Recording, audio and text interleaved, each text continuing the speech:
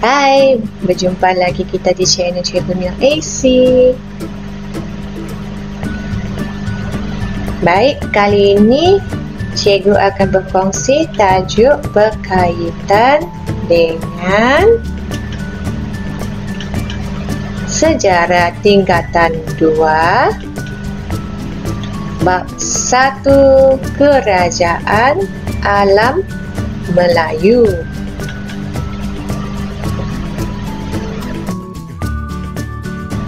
Dalam bab 1 ada 4 tajuk kecil. Jadi untuk video kali ini kita akan tumpukan pada konsep alam Melayu. Ya, di mana kita akan tengok geografi, bahasa dan budaya. Okey, untuk pengenalan kita akan tengok di mana konsep alam Melayu ini merangkumi gugusan kepulauan dan tanah besar di bahagian tenggara benua Asia. Okay, tetapi di manakah sebelah tenggara benua Asia? Mari kita tengok. Okay, ini merupakan arah mata angin yang telah pelajari di dalam mata pelajaran geografi. Jadi, boleh nampak ke tidak arah tenggara? Nampak kan? Okey, pelajar sangat baik. Okey, ini merupakan arah tenggara. Okey, jadi kalau Asia Tenggara, okey, ini pula merupakan benua Asia. Okey, jadi boleh nampak di mana kedudukan Asia Tenggara. Ya, betul. Inilah kedudukan Asia Tenggara.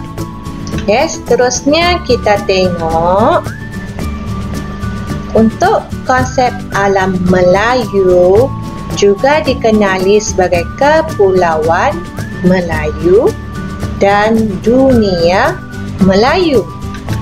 Okey, kalau dahulu gugusan tanah luas ini menghubungkan kawasan daratan dengan kepulauan, di mana ia juga disebut sebagai pentas Sunda. Untuk pentas Sunda, di mana ia mempunyai ciri fizikal dan kehidupan yang hampir sama. Pada masa yang sama, manusia yang tinggal di pentas Sunda berkongsi tamadun yang sama, iaitu kepercayaan, asal-usul keturunan, bahasa, budaya, dan masyarakat. Okey, jadi kita akan tengok konsep yang pertama, iaitu dari segi geografi. Apakah maksud konsep alam Melayu dari segi geografi? Jadi kita akan tengok pendapat tokoh tempatan dan luar negara yang menjadi sumber rujukan sehingga ke hari ini. Jadi tokoh yang pertama adalah Profesor Emeritus Datuk Dr. Nik Hassan Suhaimi, Nik Abdul Rahman, di mana beliau merupakan seorang ahli arkeologi. Okey, ini adalah buku yang ditulis oleh beliau, iaitu Asal-usul Melayu, Induknya di Benua Sunda. Jadi mari kita tengok apakah maksud konsep alam Melayu oleh Profesor Emeritus Datuk Dr. Nik Hassan. Okay? Jadi dalam peta kita boleh nampak kawasan yang telah ditandakan dengan garisan berwarna merah. Jadi untuk beliau Konsep alam Melayu ini meliputi kawasan dari Madagaskar ke Tanah Melayu, Papua New Guinea, Australia, New Zealand, Kepulauan Pasifik dan sampai ke Taiwan. Okey. Yang kedua pula, tokoh kedua kita akan tengok adalah Abdul Hadi Haji Hassan, di mana beliau merupakan seorang ahli akademik, dan inilah buku yang ditulis oleh beliau, Sejarah Alam Melayu, di mana bagi beliau konsep alam Melayu ini meliputi Kepulauan Melayu hingga selatan Thailand. Okay, kita akan bergerak kepada tokoh yang ketiga. Okay, jadi tokoh ketiga adalah Profesor Emeritus Tan Sri Datuk Pendeta Datuk Ismail Hussein, ahli bahasa dan budayawan. Okay, ini adalah buku yang ditulis oleh beliau, Antara Dunia Melayu dengan Dunia Kebangsaan. Jadi kawasan ini adalah kawasan konsep alam Melayu yang ditulis dalam buku Antara Dunia Melayu dengan Dunia Kebangsaan. Jadi bagi beliau, konsep alam Melayu ini meliputi selatan Vietnam, Kemboja, selatan Myanmar, segenting Perak, Malaysia, Indonesia, Brunei dan Filipina. Kita akan bergerak pada tokoh yang seterusnya, iaitu Alfred Russel Wallace, yang merupakan seorang sarjana barat. Okay, ini merupakan buku yang ditulis oleh beliau, The Annotated Malay Archipelago. Okay, ini merupakan kawasan di bawah konsep alam Melayu. Okay, jadi kawasan konsep alam Melayu untuk beliau meliputi Tanah Melayu hingga Ternasrin dan Kepulauan Nicobar, Filipina dan Kepulauan Solomon hingga Papua New Guinea. Baik, kita akan tengok tokoh yang terakhir bagi konsep alam Melayu di bawah geografi. Okay, beliau merupakan Profesor Dr. Ding Chuming, di mana beliau merupakan seorang pengkaji manuskrip Melayu. Okay, ini merupakan buku beliau, iaitu Manuskrip Melayu, di mana untuk beliau konsep alam Melayu meliputi Malaysia, Indonesia, Brunei, Singapura, selatan Thailand dan Filipina. Jadi maksudnya ini hampir merangkumi keseluruhan Asia Tenggara. Okey.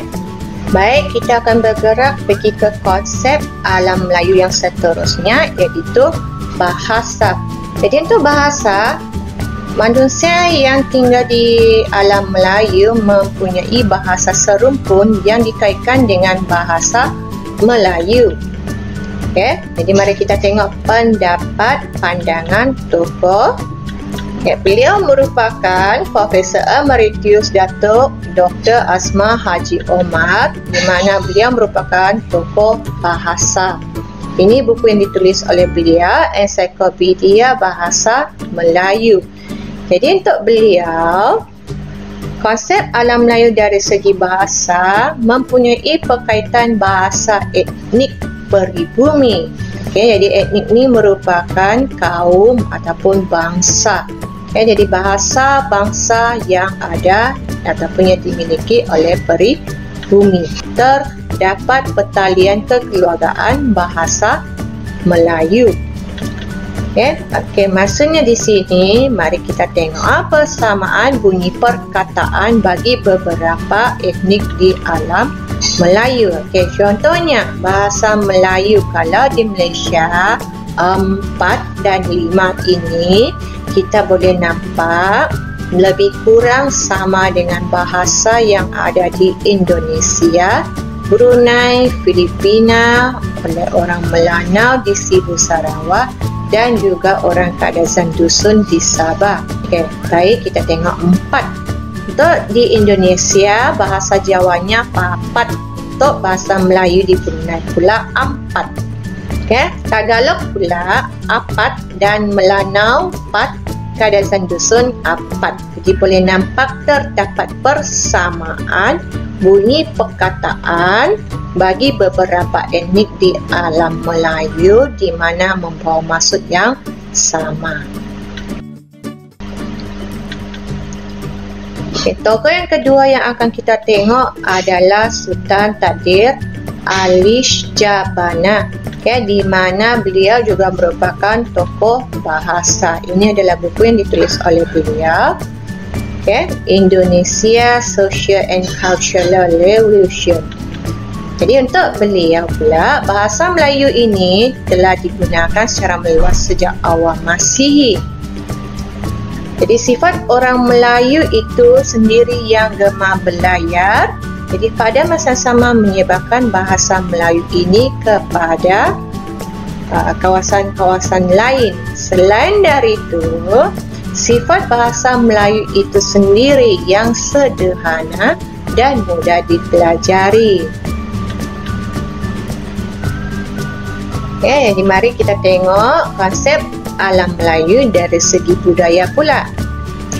Budaya serumpun, okay, di mana orang-orang yang tinggal, manusia-manusia yang tinggal di alam Melayu ini mempunyai budaya serumpun, merangkumi bahasa dan tulisan, pesuratan, struktur sosial, kesenian, kepercayaan dan juga adat.